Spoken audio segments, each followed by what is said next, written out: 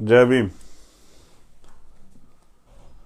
जय भारत, जय संविधान और जय लोकतंत्र, जय विज्ञान। और आज एक महत्वपूर्ण लाइव के लिए मैं आपके बीच में हूं। और आज का लाइव इसलिए महत्वपूर्ण है कि हम लोग उत्तर प्रदेश में विधानसभा चुनाव लड़ने के लिए जा रहे हैं। ये चुनाव बहुत महत्वपूर्ण है और इस चुनाव में, जैसा मैंने आज सुबह साथियों से कहा था कि शाम में 8:30 बजे उत्तर प्रदेश की प्रदेश कमेटी, जोन कमेटी, मंडल कमेटी, जिला कमेटी, विधानसभा committee, block committee, booth committee, जो संगठन हमने बनाया है वो सब लोग कॉपी पेन लेके रखेंगे या फिर मेरे लाइव के बाद दोबारा सुन के मेरे इस लाइव को, और जो बातें मैं यहां बताऊंगा अपना संकल्प पत्र। अब कह रही हैं कि चुनाव आयोग ने कहा है कि भाई वर्चुअल रैलियां होंगी, तो मेन स्ट्रीम मीडिया तो अपने मतलब की चीजें दिखाएगा, लेकिन हमें अपनी बात तो रखनी है। तो मैं क्या प्रयास करूंगा कि हमारे ट्विटर हैंडल से भी, आजाद समाज पार्टी के ट्विटर हैंडल से हमारा संकल्प पत्र जो है हम लोग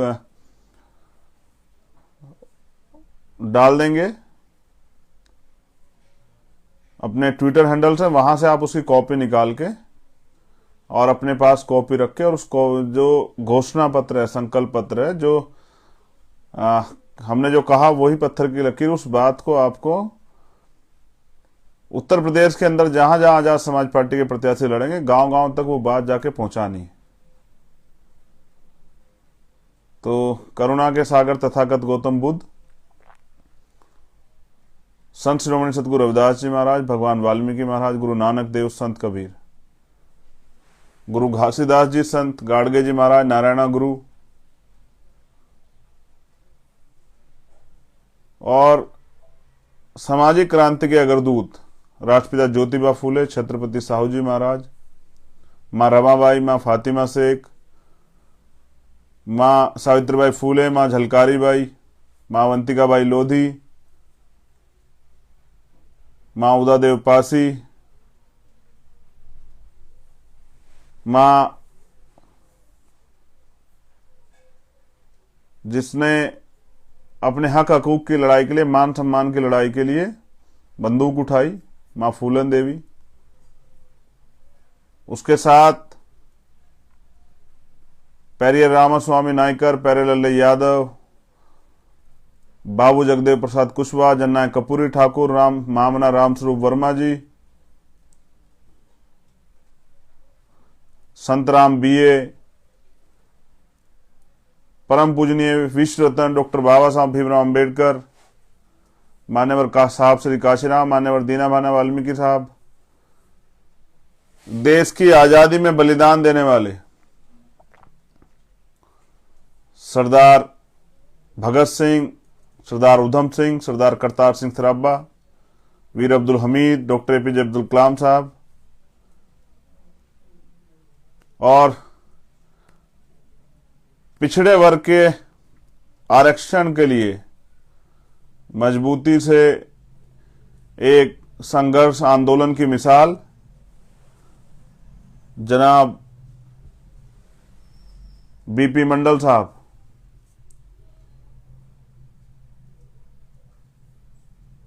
आप नमन करते हुए मैं आज के लाइव की शुरुआत करता हूं। इस बीच मैं नमन करता हूं बाबू जगजीवन राम को, जनाब बीपी मौर्य साहब को, और भीम आर्मी आजाद समाज पार्टी के सम्मानित साथियों, सभी कार्यकर्ताओं, पदाधिकारियों, हमारी जो बहनें माँ इस लाइव को सुनेंगी बाद में, आजाद समाज पार्टी और भीम आर्मी में काम करने वाली समस्त हमारी महिला नेताएं बहनें, मैं उनका भी धन्यवाद करता हूं कि उन्होंने भी इस आंदोलन को आगे बढ़ाने का काम किया। सबसे पहले तो मैं वो घोषणा पत्र जो है वो पढ़ूंगा और आपसे निवेदन करूंगा कि इस घोषणा पत्र को आप गांव-गांव तक पहुंचाने का काम करेंगे। घोषणा पत्र पढ़ने के बाद मैं अपनी दिल की बात आपके सामने रखूंगा।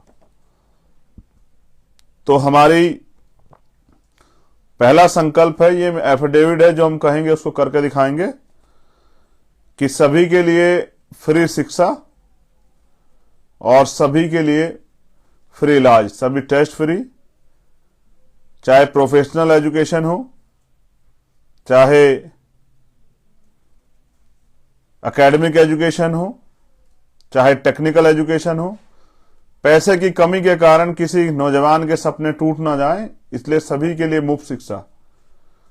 और पैसे की कमी के कारण किसी का अपना उनसे दूर ना चला जाए, बेहतर इलाज ना मिलने के कारण, इसलिए सबके लिए फ्री इलाज और free test. Azad Samaj party की सरकार बनने पे ये दिया जाएगा। दूसरा, सभी प्रकार के कृषि ऋण जो है वो माफ किए जाएंगे। खाद और बीज सभी किसानों को फ्री दी जाएगी। कृषि में उपयोग होने वाले उपकरणों की खरीद पर 30% सब्सिडी।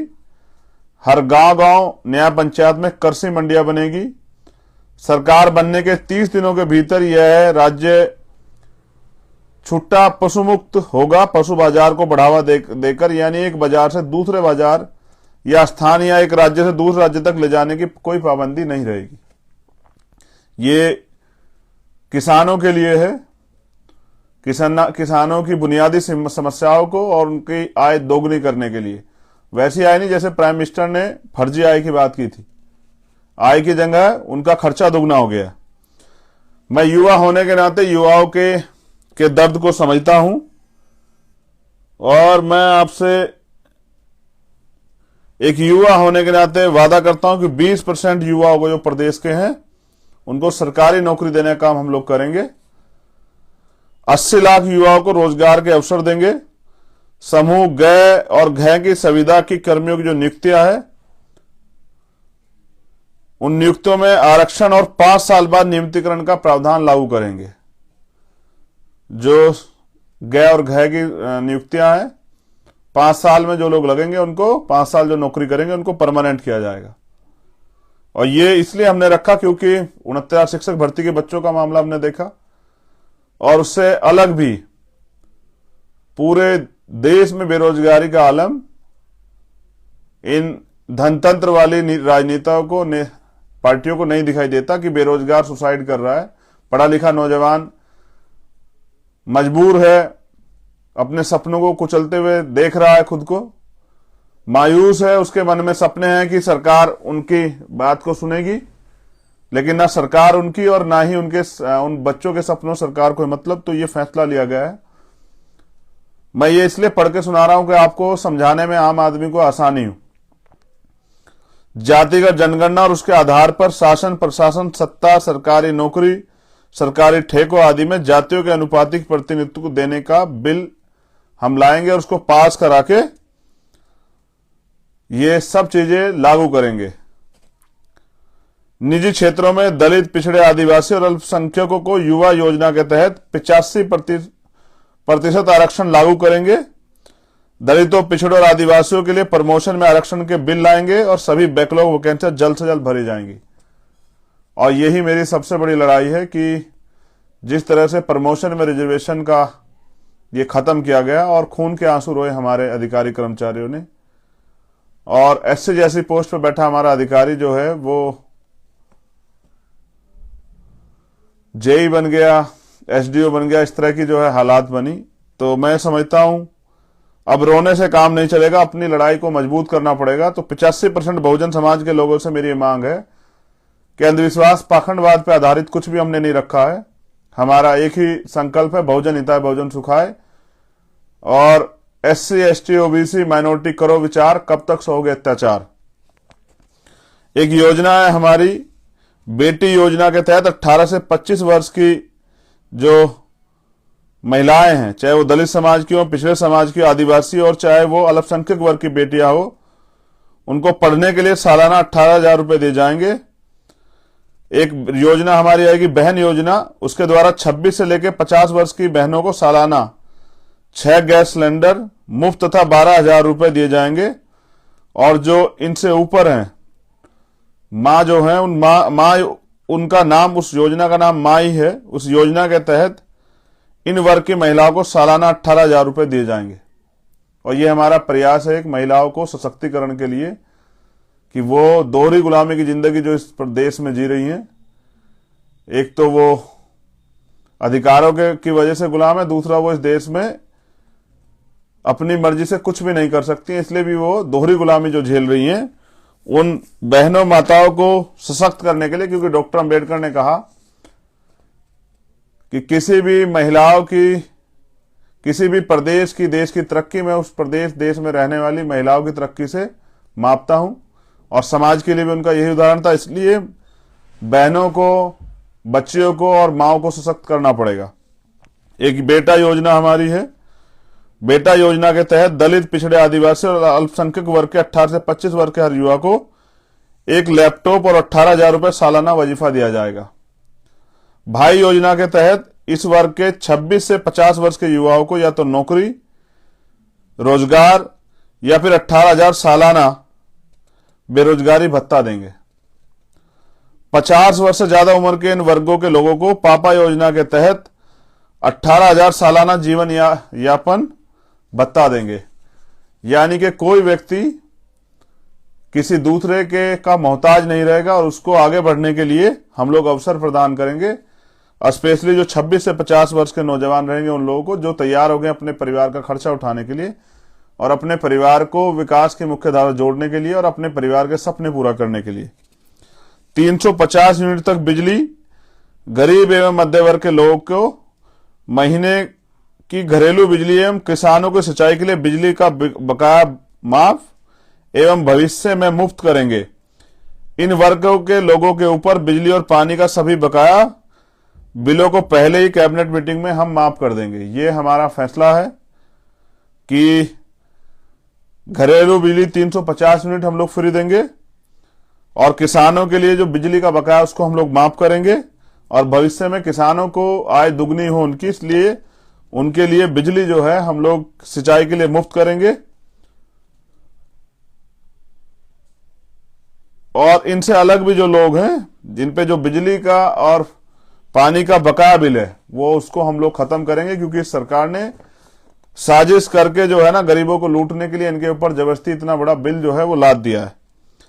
छोटे और मध्यम वर्ग के व्यापारियों की मदद करने के लिए ग्रामीण स्तर से लेकर शहरी तथा सरकारी व्यापार केंद्र स्थापित किए जाएंगे।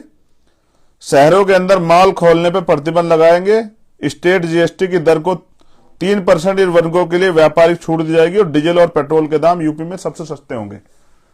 हम पे योजना है कि जो छोटे और मध्यम वर्ग के व्यापारी हैं, जो गांव स्तर से लेकर जो छोटी छोटी दुकानें चलाते हैं शहर के स्तर पर, उनके लिए व्यापार केंद्र स्थापित किए जाएंगे। और जो मॉल, छोटे व्यापारियों की हत्या करने के लिए जो मॉल सिस्टम खड़ा किया गया है और छोटे व्यापारी जो बेबस हो गए हैं, अपना परिवार भी नहीं चला पा रहे हैं, उनके ऊपर जो ये मॉल की वजह से जो उनका नुकसान हो रहा है, तो मॉलों को शहर के अंदर प्रतिबंध करेंगे। जीएसटी की दर में 3% की छूट करेंगे, जिसके और डीजल और पेट्रोल के दाम यूपी में सबसे सस्ते होंगे। ये मेरा आपसे वादा है। हर मंडल में बहुजन समाज के महापुरुषों के नाम पर एक एक विश्वविद्यालय और अस्पताल खोले जाएंगे, जिससे वो महापुरुष भी जिंदा रहे, उनकी विचारधारा भी जिंदा रहे और आम जनहित में वो विश्वविद्यालय गरीबों के, शोषितों के, वंचितों के पढ़ने काम आए और उन अस्पतालों में गरीबों का इलाज हो पाए। पिछड़ा और अति पिछड़ा की जो सामाजिक न्याय रिपोर्ट है वो लागू करेंगे एवं सच्चर कमेटी की रिपोर्ट लागू कर मुसलमानों के लिए आरक्षण की व्यवस्था करेंगे। ये मेरा वादा है कि जो पिछड़ा समाज है, अति पिछड़ा समाज है, उनके लिए सामाजिक न्याय की रिपोर्ट को लागू करेंगे एवं सच्चर कमेटी की रिपोर्ट लागू कर मुसलमानों के लिए आरक्षण की व्यवस्था करेंगे। बुनकर, कारीगर, हाथ के जो दस्तकार हैं और सबके लिए ब्याज मुक्त लोन होगा। किसान क्रेडिट कार्ड की तरह बीसीसी बुनकर क्रेडिट कार्ड बनेगा। इन सब के क्रय विक्रय सुविधाओं के लिए मंडियों की व्यवस्था सरकार करेगी। और मैं समझता हूं जिस देश में के प्रधानमंत्री सुरक्षा में 1,62,00,000 रुपए रोजाना खर्च होते हो, वो पैसा आम जनता की भलाई में लगना चाहिए। जो नेताओं के ऊपर खर्च होता है पैसा, जिस तरह से उनको सुविधाएं मिलती हैं इलाज के लिए, ट्रैवल के लिए, ऐसे आम आदमी को भी मिलनी चाहिए।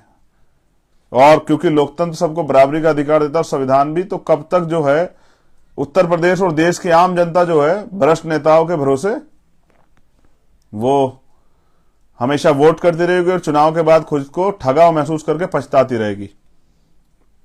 अति पिछड़ा और अल्पसंख्यक पिछड़ी बिरादरियों के लिए अलग से अधिनियम बनाए जाएंगे। मछुआरों को प्राथमिकता के आधार पर जो मछली पकड़ने का काम करते हैं, ग्राम सभा के तालाबों, पोखरों और झीलों और नदियों में पट्टा दिया जाएगा। मत्स्य उद्योग जैसे कृषि आधारित लघु उद्योग को बढ़ावा देने के लिए अलग से व्यवस्था की जाएगी। सरकार बनने पर मॉब लिंचिंग अधिनियम बनाया जाएगा। रिटायर्ड जजों का एक स्वतंत्र आयोग बनाया जाएगा, क्योंकि बड़े पैमाने पे प्रदेश में और देश में मॉब लिंचिंग के नाम पर वंचित वर्ग के लोगों की हत्याएं की जाती हैं और कोई उफ तक नहीं कहता। मैं समझता हूं इस पे मॉब लिंचिंग पे एक कानून बनना चाहिए और मॉब लिंचिंग करने वालों को सख्त से सख्त सजा जो है उस कानून के दायरे में रहकर मिलेगी। समूह ग और घ की सभी नियुक्तियां संविदा और ठेकेदारी प्रथा खत्म कर अस्थायी नियुक्ति जो है की जाएगी, क्योंकि इसके नाम पे ठेकेदारी और संविदा के नाम पे गरीबों का खून जो है वो चूसा जा रहा है और उनको जिस तरह से मरने के लिए छोड़ दिया गया है। मैंने ये फैसला इसलिए लिया क्योंकि मैं गया था नोएडा और वहां पर सफाई कर्मचारी काम करने वाले हमारे समाज के, बहुजन समाज के भाइयों की सीवर में जाने से डेथ हुई थी। संविदा और ठेकेदारी सभी सफाई कर्मचारियों को नियमित किया जाएगा, पहली कैबिनेट में ही। दूसरा, सीवर लाइन के अंदर सफाई करते हुए सफाई कर्मचारी की मृत्यु होने पर शहीद का दर्जा दिया जाएगा। ये दर्द है मेरा, क्योंकि जैसे जवान होता है, जैसे किसान होता है, और वैसे ही इस देश की सफाई के लिए मेरा समाज जो बड़े पैमाने पर काम करता है उसकी जीवन सुरक्षा जरूर है। और वो अगर इस देश के अंदर की गंदगी साफ करने के लिए बलिदान देता है तो उसको शहीद का दर्जा मिलना चाहिए और वो शहीद वाली सुविधाएं भी सारी मिलनी चाहिए। लेकिन अगर हम रहेंगे तो मैं समझता हूं कि फिर बिना जो इक्विपमेंट्स हैं सुरक्षा के, उनके बगैर कोई भी काम जो है सफाई कर्मचारी वर्ग को नहीं मिलेगा, और वो भी नियमित नौकरी के तौर पे, ना कि ठेकेदारी और संविदा के तौर पे। और ये मेरा दर्द है। मैंने पूरे देश में बहुजन समाज की महिलाओं को, स्पेशली दलित समाज की महिलाओं को प्रदेश की और देश की गंदगी साफ करते देखा, और सम्मान के नाम पे सिर्फ और सिर्फ जो है उनको मजदूर समझ के अपमानित किया जाता है। ये इस देश का दुर्भाग्य है। प्राय देखा गया कि पूर्ववर्ती सरकारों द्वारा उत्तर प्रदेश के खिलाड़ियों की उपेक्षात्मक रवैया झेलना पड़ता है, जिसके लिए आजाद समाज पार्टी ने तय किया। ग्रामीण स्तर पर खिलाड़ियों की प्रतिभा को निखारने के लिए ग्राम स्तर पर छोटे छोटे स्टेडियम बनाकर उसमें कोच की नियुक्ति कर खिलाड़ियों की प्रतिभा को निखारने काम करेंगे, तथा राष्ट्रीय और अंतर्राष्ट्रीय स्तर पर पदक लाने पर खिलाड़ियों को अलग से सरकारी नौकरी में कोटा तथा स्कॉलरशिप की व्यवस्था करेंगे। महंगाई की मार को देखते हुए सभी टोल उत्तर प्रदेश में फ्री किए जाएंगे। और मैं समझता हूं जब नेताओं की गाड़ी फ्री जाती है, अधिकारियों की गाड़ी फ्री जाती है, तो आम जनता को ही जब वो रोड टैक्स देते हैं, सेस देते हैं, तो फिर वो टोल टैक्स क्यों दे। इसलिए सभी टोल टैक्स जो हैं वो फ्री किए जाएंगे। आंगनबाड़ी भोजन माताओं की सैलरी 10,000 कर उन्हें नियमित किया जाएगा। आंगनबाड़ी में जो बहनें काम करती हैं और भोजन माता का काम करती हैं, उन सभी बहनों माताओं की सैलरी जो है वो 10,000 रुपए करके उनको नियमित किया जाएगा। भूमि व्यवस्था में सुधार कर स्वामीनाथन आयोग की रिपोर्ट लागू की जाएगी। और ये एक बहुत ऐतिहासिक कदम जो है होगा वंचित वर्ग के लिए, कि पहले भी इस पे प्रयास हुए हैं। बहुत बड़े पैमाने पे 200-200 बिघे, 300-300 बिघे सभी ग्राम सभाओं में बंजर भूमि पड़ी हुई है, और उसका आवंटन जो है वंचित वर्ग के लोगों में होना चाहिए, जिससे कि वो लोग उस भूमि के जरिए उनको रोजगार प्राप्त हो, उनकी आर्थिक स्थिति मजबूत हो और वो अपने खुद को वो जो है ना खेती किसानी से जोड़ के और विकास की मुख्य धारा में वो भी शामिल हो सके, उनके बच्चे भी उन सुविधाओं का लाभ ले सके जैसे आप दूसरे लोग ले रहे हैं। सभी सरकारी विभाग में नियुक्ति संविदा कर्मचारियों की स्थायी नियुक्ति की जाएगी। सभी सरकारी विभाग में नियुक्त संविदा कर्मचारियों की स्थायी नियुक्ति की जाएगी। और आखिरी है, किसानों को सशक्तिकरण के लिए एमएसपी कानून लाएंगे एवं गन्ना किसानों को भुगतान 10 दिन के अंदर भुगतान की व्यवस्था करेंगे तथा 10 दिन में भुगतान न होने पर संबंधित मिल पर पेनल्टी तथा उचित कार्रवाई की जाएगी तथा गन्ना मूल्य 500 रुपए क्विंटल किया जाएगा तथा बंद पड़े चीनी मिल तत्काल रूप से चलाए जाएंगे।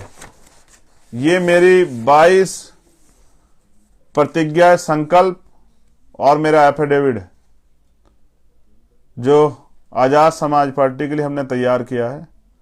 ये मैंने आपके सामने रख दिए। इसमें कुछ वर्ड मिस्टेक हो सकते हैं, आप अपने आप सही कर लीजिएगा, क्योंकि जब हम इसको कंप्यूटर से निकाल रहे थे तो वहां लिखने में थोड़ी दिक्कत थी, तो इस वजह से पूरी दिक्कत जो है कुछ हो सकती है। आप इसको खुद सुधार कर सकते हैं, आप जिम्मेदार हैं, ये आपका अपना दल है। अब मैं आपसे कुछ बुनियादी बात कर लूं। साथियों, पिछले 5 से 6 दिन बड़े अजीब से गुजरे। स्थापित नेताओं ने अपनी राजनीतिक काम किया और उनको लगा कि उन्होंने किसी एक नए व्यक्ति को, जो सच्चा ईमानदार तो है लेकिन राजनीतिक नहीं है, उसको धोखा दे दिया। और मैं समझता हूं कि अच्छा किया उन्होंने, कम से कम मुझे सिखा तो दिया। अगर वो ना सिखाते तो मैं सोच के बैठा रहता कि गरीबों शोषितों की लड़ाई भी कोई लड़ सकता है। किसी नेता पे ये भरोसा जो है कर लेता कि भाई ये व्यक्ति इस शोषितों पिछड़ों की लड़ाई को, मजलूमों की लड़ाई को आगे बढ़ा सकता है। लेकिन साथियों, मैं समझता हूं कि जिस तरह से पिछले 6 साल से कंधे से कंधा मिला के भीम आर्मी के निष्ठावान, समर्पित और ऊर्जावान साथियों ने मुझे ये पहचान दी है, इस पहचान के साथ उन्होंने मुझे एक एटीट्यूड भी दिया है। वो एटीट्यूड मुझे लड़ना सिखाता है, वो एटीट्यूड मुझे तमाम तरह की परेशानियां, कठिनाइयों के सामने डटकर खड़ा होना सिखाता है। और उनका संघर्ष, उन सब भाइयों का जो उन्होंने जेल काटी, मुकदमे झेले, तमाम तरह की परेशानियां की, उन सब साथियों का संघर्ष मुझे बड़े बड़े ताकतवर लोगों के सामने झुकने नहीं देता। ये ताकत दी है आप लोगों ने। ये भी सच है कि मैं बहुत बड़ा राजनीतिक नहीं, लेकिन ये भी एक कड़वा सच है कि कभी मैंने ईमानदारी से छल नहीं किया। मैंने जो काम किया पूरी ईमानदारी से किया और मैंने ईमानदारी नहीं छोड़ी। मैंने ना ही काम करना छोड़ा, ना ही लड़ना छोड़ा। और जब मुझे ये एहसास हुआ कि दूसरों के कंधे पे हमेशा लाशें जाती है, अपनी लड़ाई स्वयं लड़नी पड़ती है, तो मैंने तय किया और भीम आर्मी की राष्ट्रीय कमेटी से बात की, आजाद समाज पार्टी की राष्ट्रीय कमेटी से बात की कि अब स्थापित दलों के भरोसे ना रह के अपनी मेहनत से, जो पिछले 6 साल में हमने मेहनत की है, परिवार को त्याग करके, अपने सुख चैन को त्याग करके जो जेलें काटी हैं, लाठियां खाई हैं, अब उनको भी अपने भाई को के हाथों को मजबूत करना पड़ेगा। उनको भी भीम आर्मी, आजाद समाज पार्टी को मजबूत करना पड़ेगा। उनको भी अपने वजूद को बनाना पड़ेगा, क्योंकि अगर 5 साल पिछले 5 साल से उत्तर प्रदेश में अगर कोई विपक्ष था तो वो भीम आर्मी थी। और जब से आजाद समाज पार्टी बनी है तो कोई ऐसा इश्यू नहीं है उत्तर प्रदेश का जिसपे आजाद समाज पार्टी के लोगों ने बढ़ चढ़ के हिस्सा ना लिया हो और सरकार को झुकाने का काम ना किया हो। मैं आपसे एक चीज और कहना चाहता हूं, ये नेता, राजनीतिक नेता जो हैं, ये चुनाव तक आपके बीच रहेंगे। और आप याद कीजिए कि जब भी कोई समस्या नौजवानों के साथ, चाहे वो 69 शिक्षक भर्ती के बच्चे हों, चाहे वो कोई और जो है तमाम तरह से महिलाओं के उत्पीड़न का मामला हो, चाहे वो सीए, एनपीआर, एनआरसी के आंदोलन का मामला हो, चाहे वो कोई और मामला हो, चाहे वो हाथरस का मामला हो, उन्नाव का मामला हो, कानपुर का मामला हो, आजमगढ़ का मामला हो, चाहे वो प्रयागराज का मामला हो, और मैं आपको याद दिला दूं, चाहे वो मामला हो गोरखपुर का। और याद है मेरे कि गोरखपुर में सत्ता के संरक्षण में जो भाई थे अनीस कनौजिया, उनकी हत्या की गई। तो मैं जख्म भूला नहीं। मैंने रात को 2:30 बजे मेरी बहन को जो है हाथरस में जला दिया जाता है।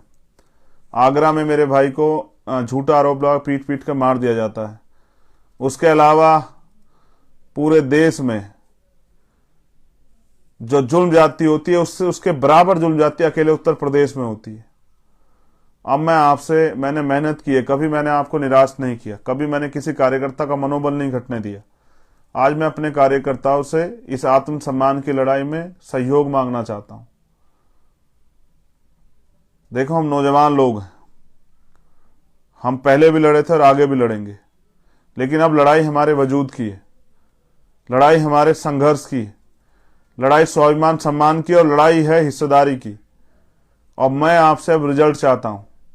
अगर आप ये मानते हैं कि हमने ईमानदारी से काम किया है, और अगर आप ये मानते हैं कि इस लड़ाई को हम लोग आगे बढ़ा सकते हैं, तो अब ये आत्मसम्मान और अधिकारों की लड़ाई जो है ना, ये उत्तर प्रदेश में अपने रुख की तरफ चल पड़ी है। आज मुझे मेरे साथियों से 2 महीने के समय मेहनत की करके और अपने प्रत्याशियों को जिताने की अपील करने की जरूरत है।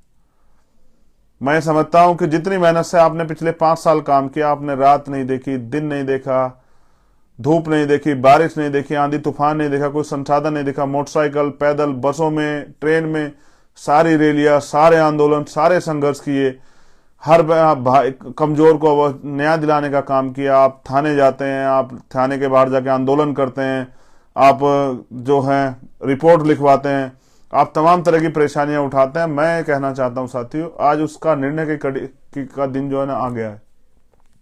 मैं लगातार टीवी चैनल के माध्यम से, जब तक वो दिखाएंगे, या भीम आर्मी के इस फेसबुक पेज के जरिए या इंस्टाग्राम के पेज के जरिए आप सबसे अपील करता रहूंगा। और मैं ये भी समझता हूं साथियों कि रुका जरूर हूं, लेकिन थका नहीं। और कैसे कह दूं कि थक गया हूं मैं? करोड़ों बहनों माओं का हौसला हूं मैं, उनकी उम्मीद हूं मैं। करोड़ों नौजवानों के आंख का तारा हूं मैं, उनका भाई हूं मैं। करोड़ों बुजुर्गों का खून हूं मैं, उनका विश्वास हूं मैं, उनकी उम्मीद हूं मैं। तो कैसे कह दूं थक गया हूं मैं थका नहीं हूं, मैं रुका नहीं हूं, मैं झुका नहीं हूं। हाँ, मैंने एक मजबूत प्रयास किया था कि भारतीय जनता पार्टी को रोकने का काम किया जाए। काफी दिन मैं अपने कार्यकर्ताओं से को रोक के इस बात का प्रयास करता हूं। मुझे डर था कि जो कार्यकर्ता मेरा मेहनत करेगा, मैं ईमानदार होने के नाते, प्राइमरी स्कूल के हेडमास्टर का बेटे होने के नाते, किसी विधायक एमपी का बेटा तो नहीं हूं, किसी मिनिस्टर का बेटा भी नहीं हूं, एक प्राइमरी स्कूल के हेडमास्टर का बेटा हूं। जीवन में सिर्फ सिद्धांत सीखे हैं। जब अपनों का दुख देखता हूं तो भावुक हो जाता हूं। मेरे याद है, जब मैं गया था चंपावत, उस बच्ची को, छोटी बच्ची को मैं रोते हुए देख नहीं पाया, जब उसने कहा कि हमें पैसे नहीं चाहिए, हमें न्याय चाहिए। मैं जब गया था आगरा तो नहीं देख पाया अरुण भाई के परिवार को रोते हुए। और जब मैं भावुक हुआ तो वो माए जो वहां बैठी तो कहने लगी कि ये अपने समाज का बच्चा है, ये अपना ही बेटा है, देखो उसको दर्द है। मैं समझता हूं कि भावुकता मेरी कमजोरी नहीं है, क्योंकि मैं दिल से सारे काम करता हूं, इसलिए भावुक हो जाता हूं। लेकिन मैं कभी किसी से डरा नहीं। मैं तो तब नहीं डरा जब 16 महीने मैंने जेल काटी, जब मैंने एनपीआर और एनआरसी के आंदोलन में 250 ज्यादा लाठियां खाई, जिसका दर्द आज भी मेरी पीठ पे है। मैं तब नहीं डरा जब मैंने रविदास मंदिर आंदोलन में तमाम तरह का अपमान और संघर्ष और मार खाई, मैं तब भी नहीं डरा। लेकिन आज मैं अपनों से न्याय मांग रहा हूं, अपनों से ताकत मांग रहा हूं। आपको ये तय करना है कि आपको उन लोगों को विधानसभा में भेजना है जो पैसे पे आधारित राजनीति कर रहे हैं, जो पैसे से टिकट ले आए हैं, या जो है विरासत की राजनीति को आगे बढ़ा रहे हैं, या फिर वो लोग जो ये कह रहे हैं कि मैं आपकी जाति का हूं, आपके समाज का हूं, इसलिए आप वोट दे दीजिए। या आपको उन लोगों को आगे भेजना है जो लोग मेहनती हैं, संघर्ष कर रहे हैं और जो बहुजन समाज की एकता को मजबूत करके जो सपना है बहुजन को लेना है। मेरी दो इंपॉर्टेंट मांग है आपसे। एक तो अपना सोशल मीडिया बहुत मजबूत कीजिए, अपनी सोशल मीडिया की ताकत को मजबूत कीजिए और एक किसी भी तरह से एक ग्रुप या कुछ भी बना के जहां भी वो बन सकता हो, बहुसंख्यक रूप से जहां जुड़ते हैं आप, उस ग्रुप के जरिए अपनी एकता को, सोशल मीडिया की ताकत को मजबूत कीजिए और जो भी संदेश मिले उसको नीचे तक सर्कुलेट कीजिए। मैं आज जो कुछ भी हूं किसी नेता के वजह से नहीं हूं, किसी बड़े बाप के परिवार, बड़े परिवार में पैदा होने की वजह से नहीं। जो कुछ हूं आपकी मेहनत से हूं और जैसा भी हूं आपके लिए हूं। मैं जैसा भी हूं और जैसा भी रहूंगा, जब तक रहूंगा आपके लिए रहूंगा। मैंने कभी अपनी जबान देके पीछे नहीं फिराई। एक मेरी अपील है कि आप चुनाव में जा रहे हैं, ये आपका पहला चुनाव है, आपको घबराना नहीं है, आपको मजबूती से लड़ना है। अपने मन में ये संकल्प लेकर लड़ना है कि हमें अपने प्रत्याशी को जिताना है। और आपको सीखने को मिलेगा और आपको जानने को मिलेगा, क्योंकि अगर आप अगली बार भी शुरुआत करोगे तो आपको यहीं से शुरुआत करनी पड़ेगी, जीरो से। और मैं इसलिए सभी जगह पे अपने प्रत्याशी उतारना चाहता हूं कि मुझे पता लगे कि जो हमने काम किया उससे आज हम लोग कहां खड़े हैं। उत्तर प्रदेश में हमने जो काम किया उससे हमें जनता का समर्थन कितना है। ये जो नेता आपकी वोट से बनकर जाएंगे, कोई अपने स्वार्थ के लिए इस पार्टी में भाग जाएगा, कोई अपने स्वार्थ के लिए उस पार्टी में भाग जाएगा, कोई ऐसा भी हो सकता है आपकी वोट लेके विरोधी पार्टी को जाके मदद करे। जैसा मैं किस्सा आपसे शेयर कर दूं कि हमारे लोगों ने मध्य प्रदेश में कांग्रेस को वोट दिया बीजेपी को हराने के लिए, और जिन कांग्रेस के लोगों को वोट दिया वो बीजेपी में शामिल हो गए, तो वो सरकार बीजेपी की बन गई। हमारे लोग ऐसे ही देखते रहे। तो मैं पूछ रहा हूं, कब तक आप इन पे भरोसा करेंगे कि ये सामाजिक न्याय को बचाएंगे? कब तक आप भरोसा करेंगे कि ये आपकी समस्याओं को खत्म करेंगे? इनको तो पहले भी अवसर मिला था। अब आपको डीलर की, लोडर की जरूरत नहीं है, अब आपको लीडर्स की जरूरत है, और वो लीडर्स जो हैं इस आंदोलन से तैयार होंगे। और मेरा ऐसा विश्वास है, अभी तो हमने शुरुआत की है। इस बार मैं इतनी राजनीतिक शक्ति चाहता हूं कि आपकी आवाज विधानसभा में चली जाए। आपकी मजबूत आवाज, कुछ मजबूत आवाजें आपकी विधानसभा में चली जाएं और वो जाकर विधानसभा में अपने लोगों के हितों के लिए, बहुजन समाज के लोगों के हितों के लिए बोलने का काम करें, लड़ने का काम करें, उनके लिए नीति बनाने का काम करें, उनको न्याय दिलाने का काम करें और उन पे अन्याय करने वाले हाथों को रोकने का काम करें। ऐसी ताकतें मैं सिर्फ आपसे चाहता हूं। वरना वोट तो आप अब तक देते आए, नेता बनते गए, आपकी जिंदगी में कोई बदलाव नहीं हुआ। आप वहीं के वहीं हैं और अपनी जीवन को आगे बढ़ाने काम खुद अपने कंधों पे कर रहे हैं। मैं ये भी जानता हूं, अगर आप सुबह उठ के मेहनत का काम नहीं करेंगे, जिन काम को आप करते हैं, तो शायद रात को आपके बच्चों के पेट में रोटी ना पड़े। ये उत्तर प्रदेश के नेताओं ने, सरकार ने दिया है। चाहे आप उनको कितना गले लगा लें, लेकिन आप उनके एजेंडे में हो ही नहीं। उनके एजेंडे में आप, वो 2 महीने जब चुनाव आता है, वो तब आपके पैर भी छूते हैं, आपको चाची, भाभी, ताई, बहन, बुआ सब कहते हैं, चाचा, ताऊ, फूफा, भाई, भतीजे, दोस्त सब कहते हैं, लेकिन आफ्टर इलेक्शन वो आपको ढूंढे भी नहीं मिलते हैं। अगर कोई आपके बीच खड़ा है तो वो भीम आर्मी, आजाद समाज पार्टी। एक अपील मेरे पढ़े लिखे अधिकारी, कर्मचारियों से, साथियों से भी है। ये आंदोलन, मान्यवर काशीराम साहब कहते थे कि अगर कोई सहारा देगा तो इशारा भी देगा। ये आंदोलन आपके सहयोग से चलेगा।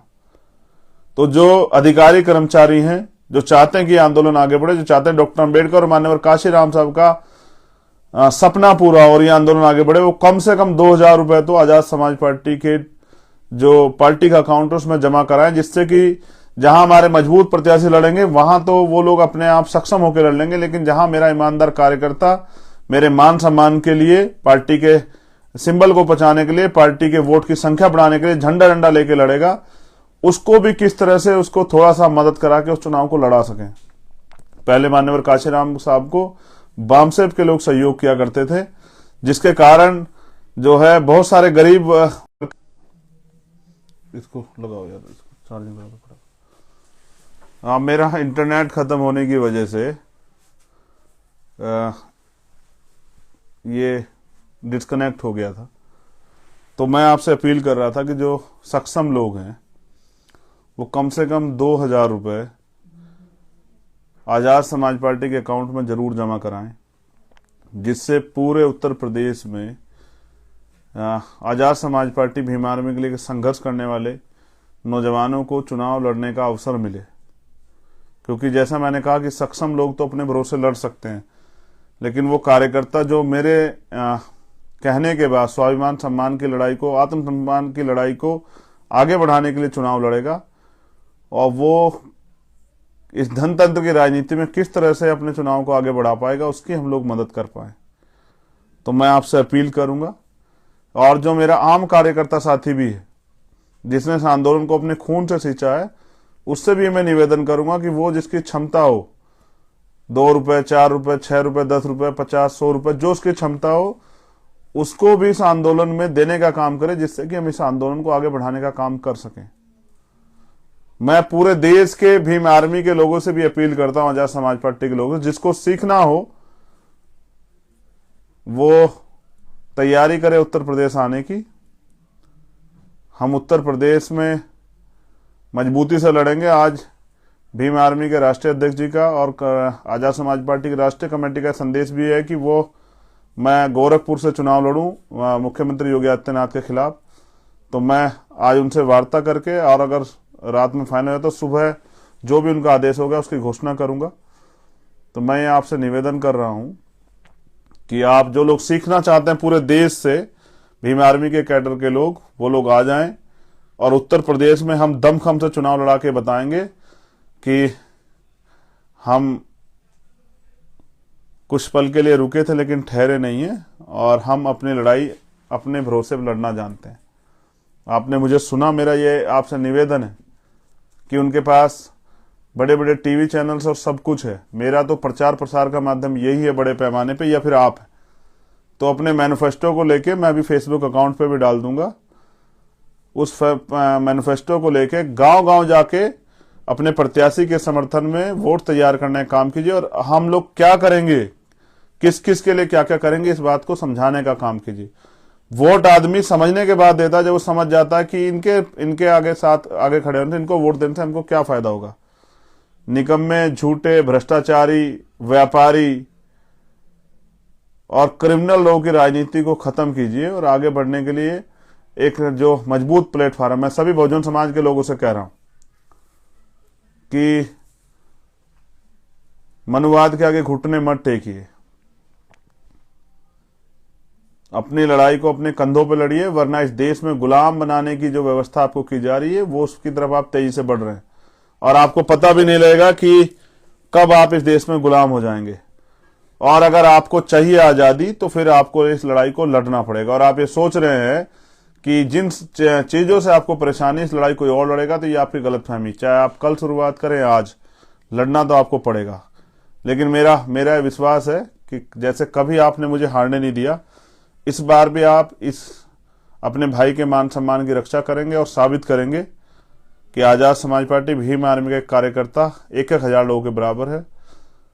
विरोधियों के 100 लोगों पे एक कार्यकर्ता हमारा भारी पड़ेगा। वो अपनी मेहनत के जरिए उत्तर प्रदेश में भी, उत्तराखंड में भी और पंजाब में भी, जहां जहां हम लोग जिन सीटों पर चुनाव लड़ेंगे, वहां वो दिखाएगा कि सबसे मेहनती, ईमानदार, संघर्षशील और समाज और आंदोलन के प्रति अगर समर्पित कार्यकर्ता नेता कहीं हैं तो वो भीम आर्मी और आजाद समाज पार्टी पे है। ये आपके वजूद की लड़ाई है, और यहां मैं लड़ूंगा और फील्ड में आप लड़ेंगे, और आपके साथ मैं भी लड़ूंगा कंधे से कंधा मिला के।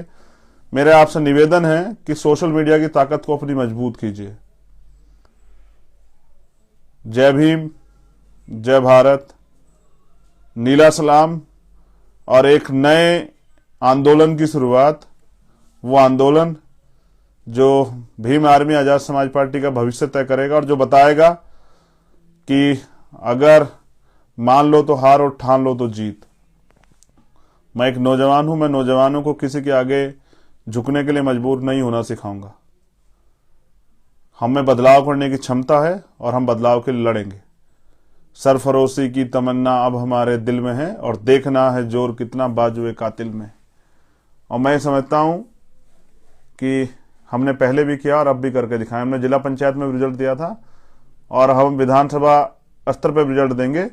सामाजिक न्याय के थ्रू हम लोग टिकट वितरण करेंगे और जो जो भीम आर्मी के साथी लड़ रहे हैं चुनाव, उनको मेरी अभी से मंगल कामनाएं। प्रथम चरण के इतने प्रत्याशी, उनकी लिस्ट जो है कल डिक्लेयर की जाएगी। एक फर्जी लिस्ट जो है वो घूम रही है। कल प्रथम चरण के प्रत्याशियों की और द्वितीय चरण के प्रत्याशियों की जो टिकट है वो डिक्लेयर की जाएगी। उसके बाद लगातार आगे वाले चरणों की लिस्टें भी जो है ना डिक्लेयर की जाएगी और आप लोग भी निकलिए और साबित कीजिए और बताइए कि हमें कितना दम है। जय भीम, जय भारत, जय बहुजन समाज और सभी बहुजन महापुरुषों की जय। और बाबा साहब तेरा सपना अधूरा, भीम आर्मी आजाद समाज पार्टी करेगी पूरा। मान्यवर काशीराम साहब तेरा सपना अधूरा, भीम आर्मी आजाद समाज पार्टी करेगी पूरा। और मंडल साहब आपका सपना अधूरा और भीम आर्मी आजाद समाज पार्टी करेगी पूरा। और बहुजनों की सारा एकता का राज चलेगा, सारा बहुजन साथ चलेगा। इस नारे के साथ मैं आपसे अलविदा लेता हूं। बहुत बहुत धन्यवाद। मैंने अपना काम